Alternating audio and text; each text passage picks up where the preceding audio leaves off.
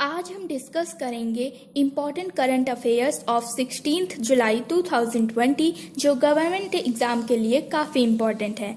आपने अभी तक अगर ZTV एजुकेशन एंड एग्ज़ाम का चैनल सब्सक्राइब नहीं किया है तो प्लीज़ सब्सक्राइब कर लीजिए, क्योंकि हम हर रोज़ इम्पॉर्टेंट करंट अफेयर्स आपके सामने लाते रहेंगे। डेली अपडेट्स के लिए आप हमारा टेलीग्राम ग्रुप भी ज्वाइन कर सकते हैं, जिसका लिंक हमने नीचे डिस्क्रिप्शन में दे दिया है। तो चलिए अब शुरू करते हैं। रिलायंस AGM 2020 जियो गूगल की साझेदारी, जियो टीवी प्लस, जियो ग्लास और जियो 5G की घोषणा। रिलायंस इंडस्ट्री ने अपनी 43वीं वार्षिक आम बैठक 15 जुलाई 2020 को आयोजित की। एक बहुप्रतीक्षित घोषणा में RIL के अध्यक्ष प्रबंधक निदेशक मुकेश अंबानी ने पुष्टि की कि गूगल RIL का नया रणनीतिक भागीदारी होगा। RIL के अध्यक्ष ने उन सभी संस्थाओं को पेश करने के बाद घोषणा की कि जो हाल ही में जियो प्लेटफॉर्मों में निवेश की थी। अंबानी ने घोषणा की कि गूगल जियो प्लेटफॉर्म में 7.7% हिस्सेदारी के लिए 33,737 करोड़ रुपए का निवेश करेगा। रिलायंस जियो गूगल भागीदारी मुख्य हाइलाइट्स। गूगल के साथ साझेदारी में रिलायंस जियो स्मार्टफोन तक पहुंच बढ़ाने के लिए एक एंड्रॉयड आधारित स्मार्टफोन ऑपरेटिंग सिस्टम विकसित करेगा। भारत की डिजिटल अर्थव्यवस्था को गति देना मुख्य उद्देश्य है। मुकेश अंबानी ने घोषणा की कि जियो ने अब तक लगभग 100 मिलियन जियो फोन बेचे हैं। फिर भी कई लोग हैं जो अभी भी अपने फ़ोन को पारंपरिक स्मार्टफोन में अपग्रेड करने का इंतज़ार कर रहे हैं।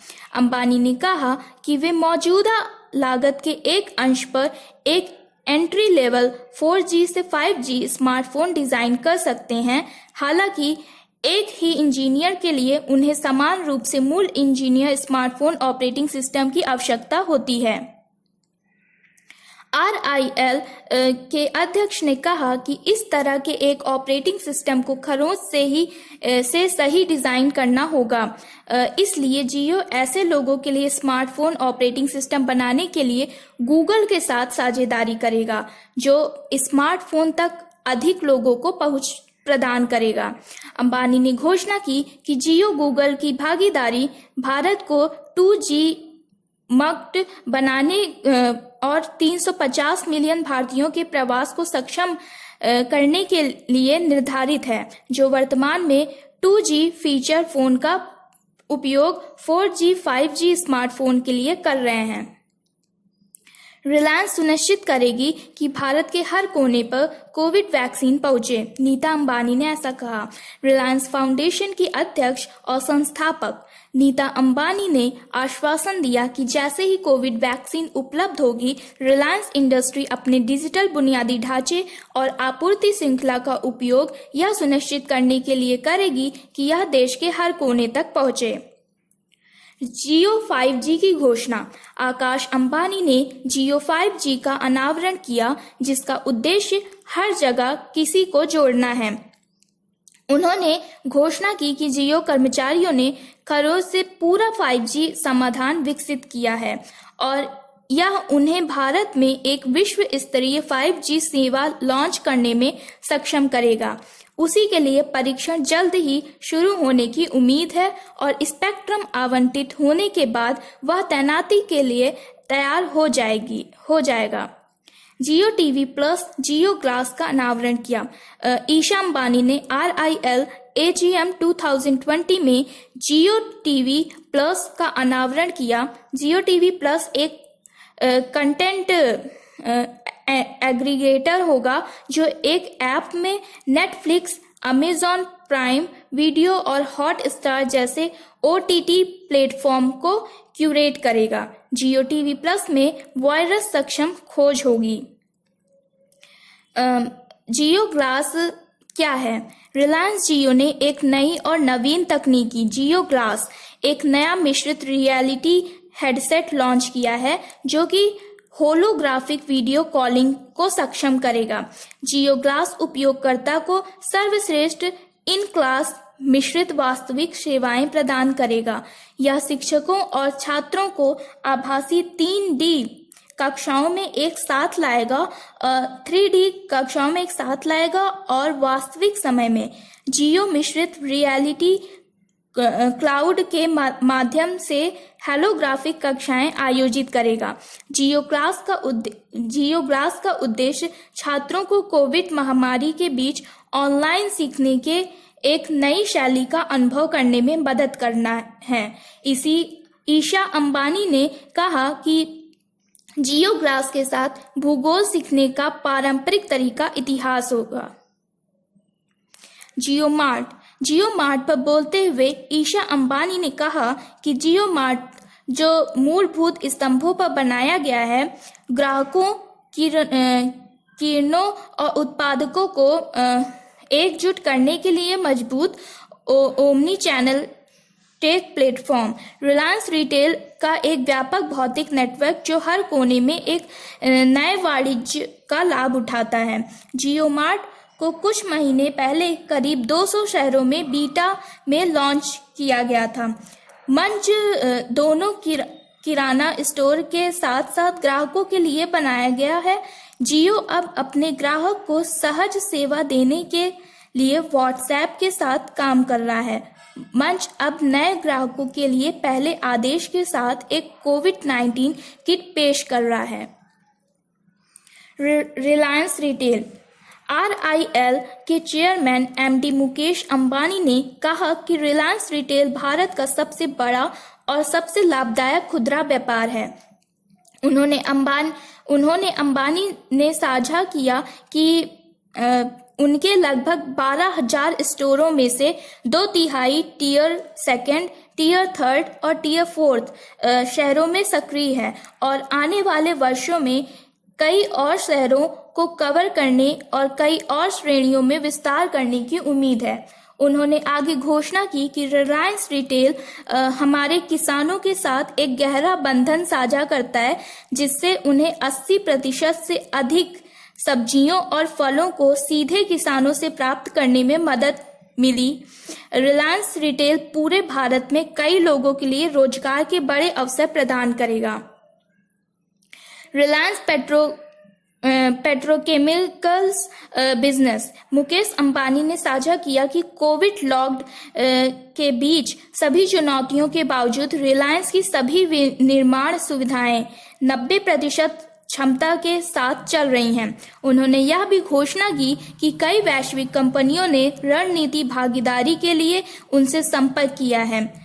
अंबानी ने कहा कि साझेदारी को अंतिम रूप देने की घोषणा की जाएगी। उन्होंने कहा कि यह भारत में प्रतिस्पर्धी विनिर्माण क्षमताओं का निर्माण करने में मदद करेगा, जिससे भारत की विनिर्माण क्षमता मजबूत होगी। आगे सऊदी अरामको के साथ रिलायंस के सौदे के बारे में बोलते हुए अंबानी ने साझा किया कि यह निर्धारित समय सीमा के अनुसार आगे नहीं बढ़ा है, लेकिन रिलायंस देश के साथ दीर्घकालिक साझेदारी के लिए प्रतिबद्ध है। पृष्ठभूमि RIL AGM 2020 वीडियो कॉन्फ्रेंसिंग के माध्यम से आयोजित किया गया था। दुनिया भर के RIL शेयर धारकों ने लाइव इवेंट में भाग लेकर वार्षिक बैठक में भाग लिया। रिलायंस इंडस्ट्रीज लिमिटेड हाल ही में बाजार पूंजीकरण में 12 लाख करोड़ रुपए को पार करने वाली पहली सूचीबद्ध भारतीय कंपनी बन गई है। रिलायंस इंडस्ट्रीज का शेयर आज अपने 43वें AGM से आगे बढ़कर एक रिकॉर्ड ऊंचाई को छू रहा है। RIL का शेयर मूल्य वर्तमान में 1,09,048.75 रुपए है। इसके अलावा RIL के अध्यक्ष Mukesh Ambani Bloomberg billionaires index के अनुसार लैरी पेज से आगे निकलने के बाद 14 जुलाई 2020 को दुनिया के 6ठे सबसे अमीर व्यक्ति बन गए।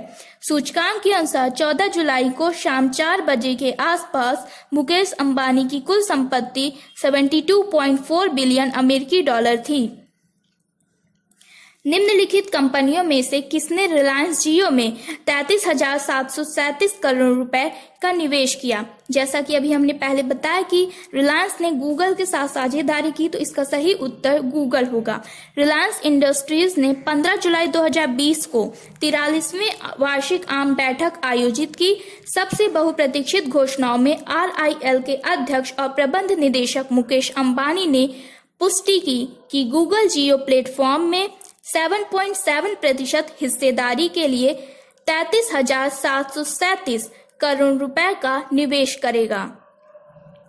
अंतरिम BCCI CEO के रूप में किसे नियुक्त किया गया है? इसका सही उत्तर हेमांग अमीन होगा। BCCI ने राहुल जौहरी की जगह लेने के लिए बोर्ड के अंतरिम CEO के रूप में हेमांग अमीन को नियुक्त किया है, जिनका इस्तीफा पिछले सप्ताह स्वीकार किया गया था। यह घोषणा 13 जुलाई 2020 को की गई थी। किस देश ने अपने दूरसंचार कंपनियों को हुआवेई से 5G उपकरण सोर्स करने पर प्रतिबंध लगा दिया है? इसका सही उत्तर होगा यूनाइटेड किंगडम ने। यूनाइटेड किंगडम ने अपने दूरसंचार कंपनियों पर चीनी दूरसंचार कंपनी हुआवेई से 5G उपकरण सोर्स करने पर प्रतिबंध लगा दिया है। यूके के डिजिटल सचिव ओलिवर डाउडेन ने यूके के प्रधानमंत्री बोरिस जॉनसन की अध्यक्षता में एक बैठक के बाद घोषणा की। किस राष्ट्र ने अंतर्राष्ट्रीय छात्रों को निर्वासित करने के अपने विवादास्पद निर्देश को रद्द कर दिया? इसका सही उत्तर होगा US।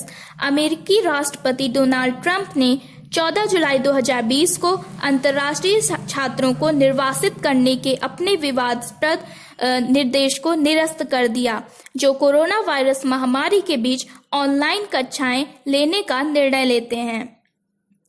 P7 heavy drop system को किसने विकसित किया? इसका सही उत्तर होगा DRDO ने। डिफेंस रिसर्च एंड डेवलपमेंट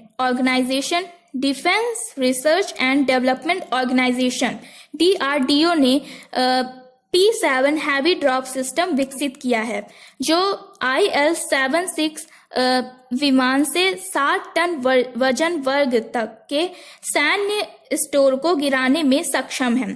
प्रणाली पूरी तरह से स्वदेशी है और L&T द्वारा निर्मित की जा रही है। जियो ग्लास क्या है? इसका सही उत्तर होगा हेडसेट। रिलायंस जियो ने एक नई और नवीन तकनीकी जियो ग्लास, एक नया मिश्रित रियलिटी हेडसेट लॉन्च किया है, जो कि होलोग्राफिक वीडियो कॉलिंग के सक्षम करेगा। जियो ग्लास वर्चुअल 3D कक्षाओं में शिक्षकों और छात्रों को साथ लाएगा और वास्तविक समय में जियो मिश्रित रियलिटी क्लाउड के माध्यम से होलोग्राफिक कक्षाएं आयोजित की जाएंगी। भारत में 15 जुलाई को किस शिखर के साथ एक शिखर सम्मेलन आयोजित किया? इसका सही उत्तर होगा EU। प्रधानमंत्री नरेंद्र मोदी ने 15 जुलाई को भारत यूरोपीय संघ के आभासी शिखर सम्मेलन में भाग लिया और कोविड-19 दुनिया में आर्थिक पुनर्निर्माण में दोनों क्षेत्रों द्वारा निभाई गई महत्वपूर्ण भूमिका पर प्रकाश डाला। विश्व युवा कौशल दिवस कब मनाया गया? इसका सही उत्तर होगा 15 जुलाई। प्रधानमंत्री नरेंद्र मोदी ने 15 जुलाई 2020 को विश्व युवा कौशल दिवस पर एक वीडियो वायरल किया। इस दिन ने कौशल भारत मिशन की शुरुआत की 5वीं वर्षगांठ को चिन्हित किया है।